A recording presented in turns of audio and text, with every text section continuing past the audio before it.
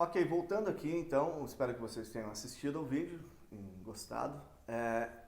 Voltando nessa ideia do possível adjacente e pegando a matriz do livro que vai falar do Charles Darwin, vamos pegar a ideia do evolucionismo, a ideia não a teoria em si, mas o fato, né? É um fato comprovado por inúmeras pesquisas e observações. Então eu vou mostrar para vocês, isso aqui são imagens de uma cidade chamada Rotorua, que fica na Nova Zelândia. A Nova Zelândia é um belo exemplo de onde você pode encontrar lugares que são muito parecidos de como a Terra começou, né? Como a própria inscrição desse parque diz, como o mundo começou. Então você tem aqui uma piscina vulcânica, né? Como você pode ver, ela é aquecida. Aqui no meio dela é um enxofre misturado com água e outros elementos. A vida não se favorece a desenvolver pela alta temperatura, mas vai costeando e vai chegando perto das margens, você vai vendo essa predominância vermelha. O que significa isso? São bactérias, as primeiras bactérias que surgiram no planeta. É evidente que elas existem até hoje e se desenvolvem nas condições como era o planeta há 3 bilhões de anos atrás. Ou seja, são bactérias vermelhas porque elas absorvem não são bactérias verdes ou bactérias azuis, não são algas verdes ou azuis porque elas absorvem outra cor do sol. Absorvem o mesmo sol, mas dentro daquela matriz do prisma, né? A física explica. Então note que essas foram os primeiros seres que surgiram no planeta, né? Depois é que elas foram se adaptando para utilizar oxigênio e se tornaram então esse planeta azul que nós temos, né? Notem que aqui no centro do enxofre você vai tendo outras formas de vida, né? É amarelo por causa dessa cor do enxofre, e você vai tendo a vida se desenvolvendo por milhões de anos no planeta Terra. Era só isso que nós tínhamos, né? Pensando no possível adjacente. Depois você vai tendo aqui, olha esse exemplo aqui, é um rio aquecido, a água aqui deve estar uns 75 graus praticamente, escorrendo daquelas piscinas, e no entorno disso as algas já vão favorecendo o surgimento de algumas plantas mais complexas, né? E essas plantas mais complexas evoluíram, enfim, para a samambaia, que é uma planta que não tem flor. A flor vai aparecer muito depois aparece a flor, depois os insetos, depois as árvores complexas e, enfim, depois os animais. E como nós vimos, nós estamos nesse planeta, enquanto espécie, há 350 mil anos, pelo menos, mas enquanto memória de corpo e de organismo, nós estamos desde os primeiros princípios, né? Então esse é o possível adjacente. Daqui, dessa piscina, não podia ter nascido do lado para fora um cérebro, né? Você foi gradativamente mudando para as formas mais complexas até chegar no kiwi, outros animais e assim por diante, né? O que o Stuart Kauffman, que é o pai da ideia do possível adjacente, ele é um pesquisador do evolucionismo, da origem da vida. Ele vai falar que isso é possível por causa do carbono, porque o carbono é um conector. O carbono tem 4 pontes e ele conecta a quase tudo. Ele, como se tivesse anzóis, ganchos, ele vai se conectando a outros elementos. Então, os aminoácidos, a base da vida, só foi possível por causa do carbono. Mas é evidente que de um carbono eu não posso chegar no auroch, né? O antecessor das nossas vacas. O processo é bastante lento. Vai passar pelos primeiros mamíferos placentários, lá o Adelobasileus, aí vai chegar na extinção dos dinossauros, aí os grandes mamíferos, aí você vai ter glaciações, aí você vai chegando e a evolução continua seu passo, né? Essa é a história do possível adjacente. E então, o que isso quer nos dizer? Que a ideia deve estar certa e o ambiente deve estar pronto para ela. Por exemplo, se a ideia de YouTube tivesse surgido 5 anos, 2 anos antes do que surgiu, o YouTube não teria acontecido. Por quê? Porque não teria essa empresa, a Adobe, não teria tido a ideia e não teria tido lançado ainda o Flash Player, né? O Adobe Flash Player, que aliás está saindo em desuso no final desse ano, ele também se ancora em outras inovações, como a ideia, pensa no carbono e nas pequenas espécies, os vírus, os micro-organismos, chegando até o cérebro humano, né? Que é o cérebro mais potente do planeta. Então, a ideia tem que estar certa e o ambiente tem que estar pronto, porque vários e vários animais podem ter surgido, podem ter tentado evoluir, mas como o ambiente não estava pronto, né, a seleção natural não permitiu que evoluísse. Isso também acontece com as ideias. Isso também acontece com a inovação, né? Lembrando, falamos agora há pouco, as escolas têm que mudar o layout, tem que mudar uma série de elementos. É uma boa ideia, só que tem que ver se o ambiente está pronto, né? De repente, se você chega num ambiente que seja achando que a doutrina militar, de disciplina, é que vai trazer resultados, possivelmente a tua ideia não vai vigorar, né? É preciso de um ambiente que favoreça esse tipo de desenvolvimento, né? Então, essa é uma parte que eu extraí do livro, que eu achei bem interessante porque ele vai citar um exemplo que está num filme ali, no mesmo esquema. Se vocês clicarem aqui no Apollo 13, vai para o YouTube e vocês vão ver um pequeno trecho do filme Apollo 13, né? Por isso que ele fala essa frase: o segredo para ter boas ideias não é ficar sentado em glorioso isolamento, tentando ter grandes pensamentos. O truque é juntar mais peças na mesa. Por quê? Porque Apollo 13 estava no espaço, isso virou filme, então vocês vão ver esse trechinho aqui, enquanto eu falo. E o que aconteceu? Eles estavam com um problema no sistema de ar da nave, né? É um grande problema, está no espaço do oxigênio. E aí ele chega, o diretor da NASA em Houston, ele chega para uma mesa de engenheiros e fala: ó, o que tem dentro da nave é isso, joga uma caixa de toda a parafernália que tem. Tudo isso eles podem usar. Eles podem quebrar, eles podem desmontar, que não vai destruir a nave. Então, a partir desse amontoado de peça aqui, vocês têm que resolver o problema. Vocês têm que criar um respirador, têm que criar um filtro de ar. E aí, eles acabam sucedendo, se você quiser depois assistir o filme, mas é mais ou menos isso, né? Nós temos que também olhar para os elementos que temos, né? É claro que é muito interessante que as crianças se cresçam com um microscópio, com um telescópio nas escolas, mas nós sabemos que a realidade de muitas delas é não ter esse tipo de instrumento. Então, o que nós podemos usar? Computadores temos? Temos. Tem projetor? Tem. Então eu vou pegar o Google Earth lá e eu vou começar a mostrar.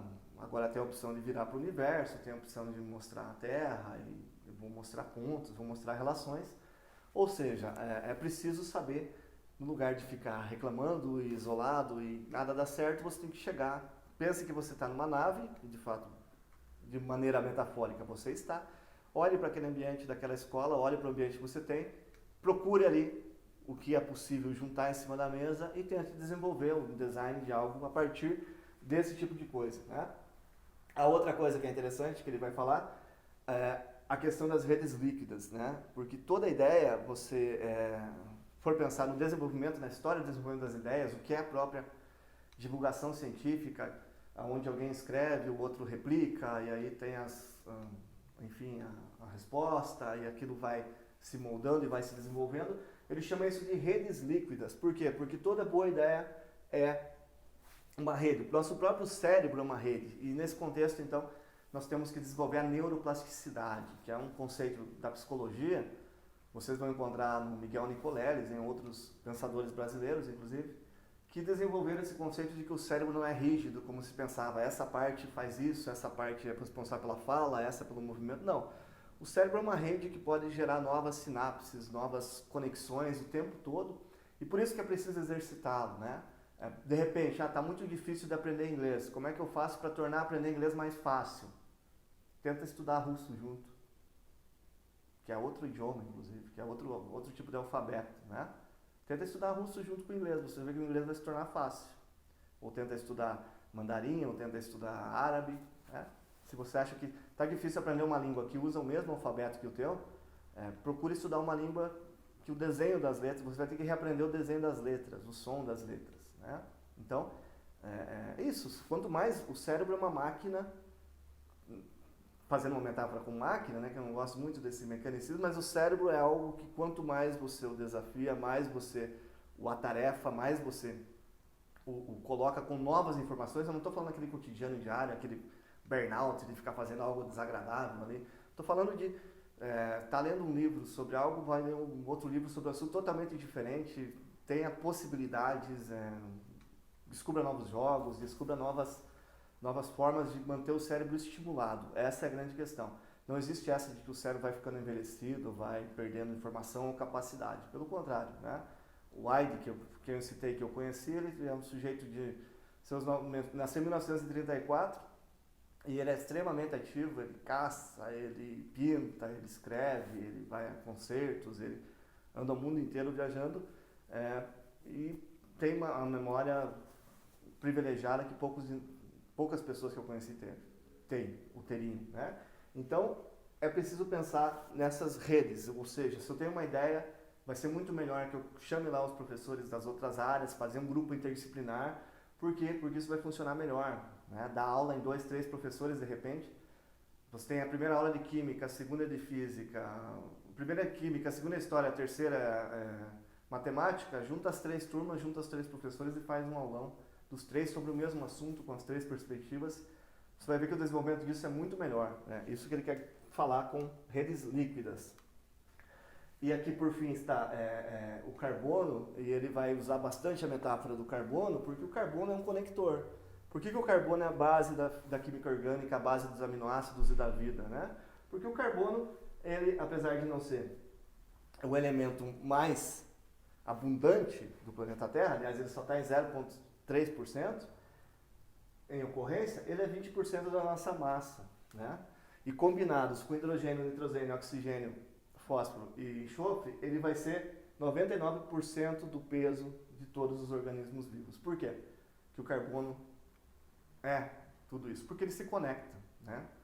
A ideia do cientista apartado, que esconde suas ideias, que não divulga, que não fala, que tem medo de ser roubado, isso não é assim que opera, né? As pessoas têm novas ideias, novos insights a partir do momento que elas comunicam e que elas se comunicam e que elas interagem. No ambiente escolar, o ambiente de universidade é o mais propício para isso, né? Você tem lá pessoas das mais diversas formações, você pode, enfim, interagir com elas e criar um grupo bastante diversificado e multidisciplinar, né? Então, olha só, esse trecho eu tirei do livro, olha como a inovação ela chegou na sociedade 2.0, é aqui a sociedade 2.0, e aí hoje, se nós pegássemos essa lista da sociedade 5.0, precisaria de 6 bilhões de slides aqui para mostrar o que é inovação hoje, né? Geladeira, eletricidade e tudo mais que você possa imaginar. Então, há 60 mil anos atrás, o que nós tínhamos de tecnologia, que nós sabemos arqueologicamente? Tecnologias complexas, não estou falando do sílex, do arco, né? Barcos, né? Aí, 50 mil anos atrás, arcos para acender fogo, depois arco e flecha, vocês vão ver essa lista. Olha quando nós chegamos aqui na cidade.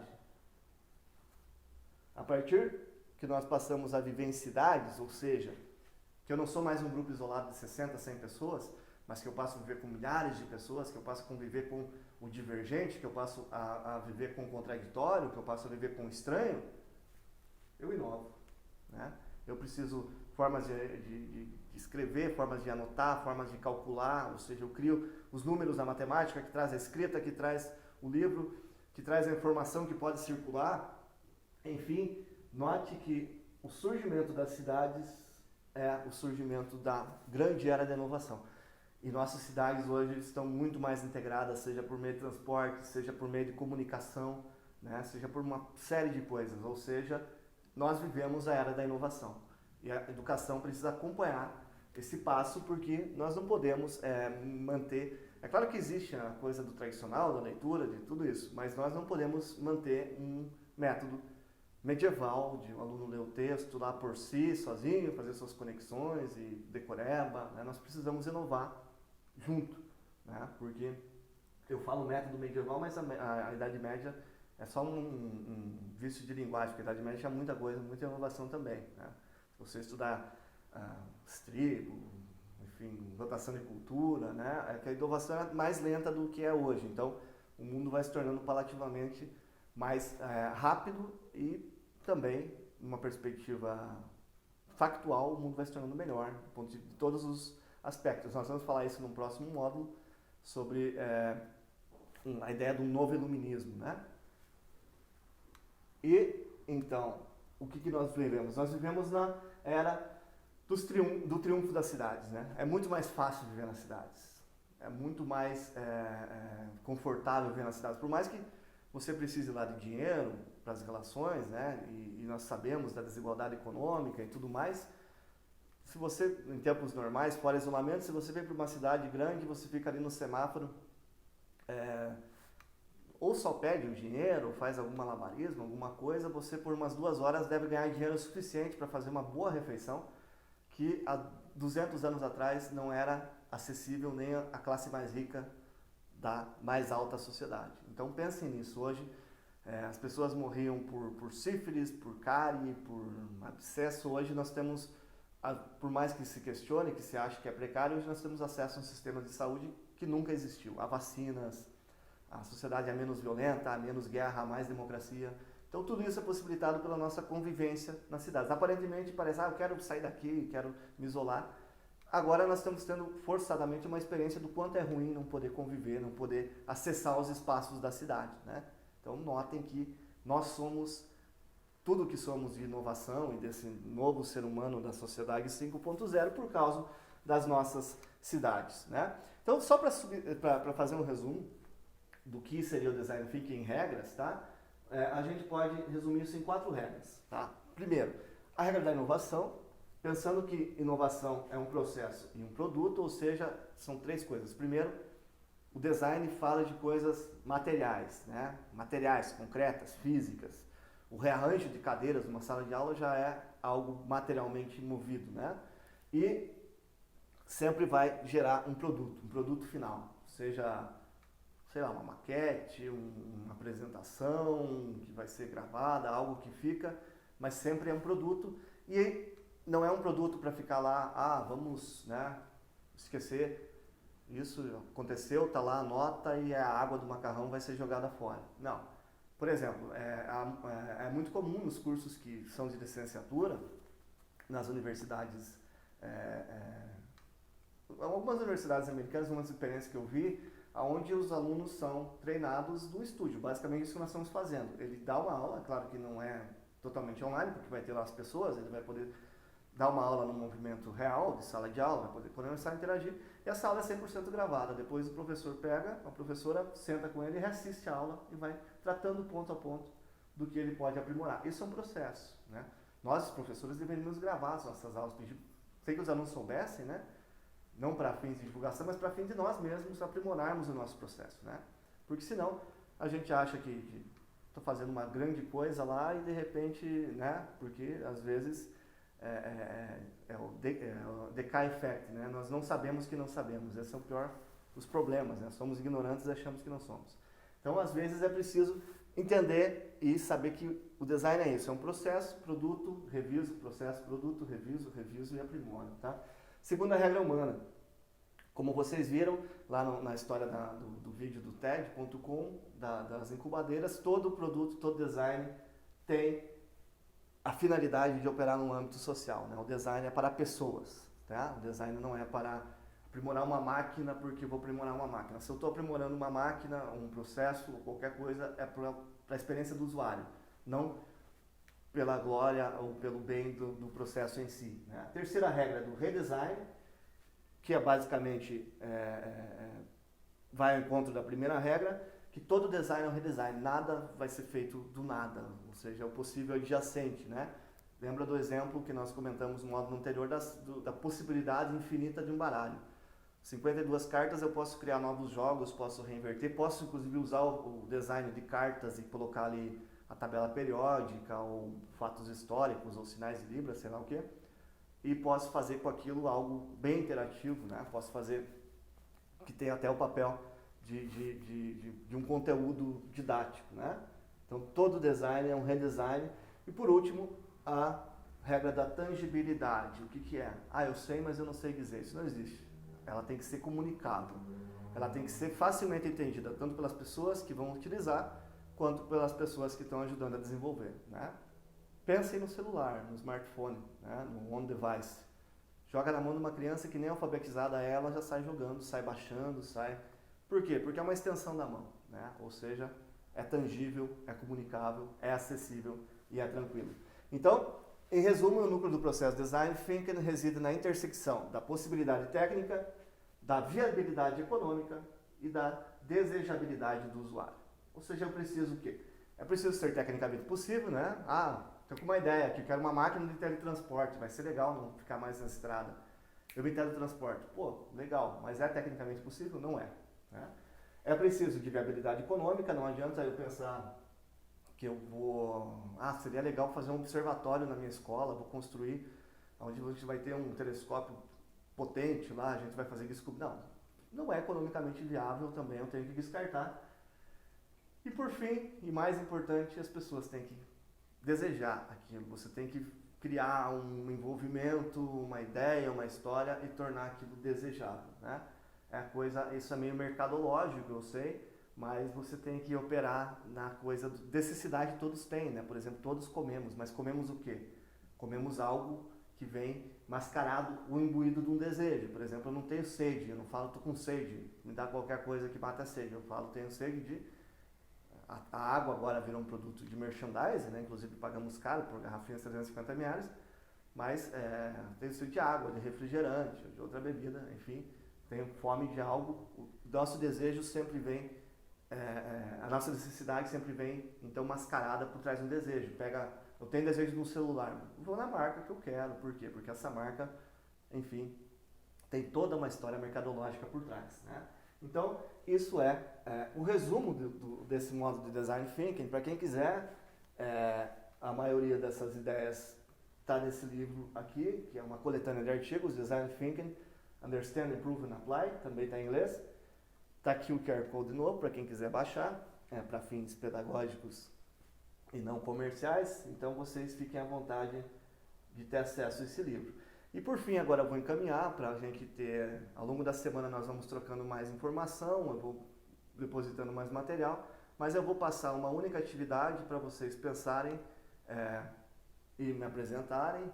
Até o final da outra semana nós vamos marcar, eu vou conversando pelo portal com vocês, mas eu vou querer que vocês acessem o Kahoot e vou querer que vocês acessem o GoFormative. Vocês vão receber um PDF com as informações, mas vocês vão armar um Kahoot e um GoFormative com uma atividade dinâmica, didática, lúdica ou de conteúdo mesmo, voltada para a sua realidade, para a escola lá onde o colégio ou a faculdade onde você atua, tá? Então vocês vão conhecer essas duas ferramentazinhas. Eu não vou mostrar como elas operam, justamente porque eu quero que vocês entrem lá e armem para mim um jogo e uma atividade avaliativa. Isso aqui nós usaríamos se fosse em loco, se estivéssemos lá na sala de aula. Vocês vão ver que é bem dinâmico. Eu vou passar alguns exemplos, mas então ao longo dessa semana você vai receber esses livros que você lê se quiser, cada um também. A leitura é como um chapéu, eu não posso vestir o chapéu por você, cada um veste o seu, né? Quem quiser ler, fica à vontade, mas como atividade que eu quero que vocês desenvolvam de produto pedagógico, vai ser esses dois sitezinhos, eu vou mostrar. E para esse segundo módulo do Design Thinking seria isso. Na sequência a gente vai trocando mais informação e vai vendo mais conteúdo, tá? Fiquem seguros, um abraço.